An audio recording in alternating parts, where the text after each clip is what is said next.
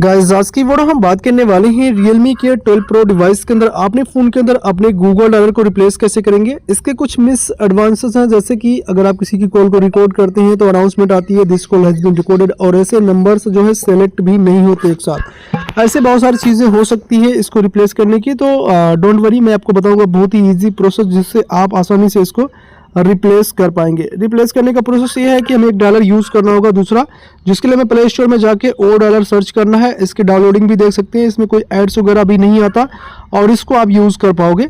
Use करने का तरीका ये है कि इसको डाउनलोड करके जस्ट ओपन बटन है, ओपन पे क्लिक कर लेना। इस तरीके का इंटरफेस मिल जाता है। Set as default calling app है, इसको आप प्रेस करते हुए ओ डायलर को सेलेक्ट करेंगे।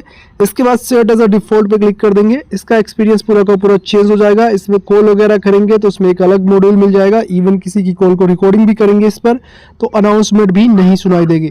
बहुत ही इंटरेस्टिंग ये डायलर है। अगर आप ट्राई करना चाहो तो इसको डाउनलोड करके ट्राई कर सकते हो और अपनी जो गूगल डायलर की कॉल रिकॉर्डिंग अनाउंसमेंट वगैरह है उससे आप बच सकते हैं।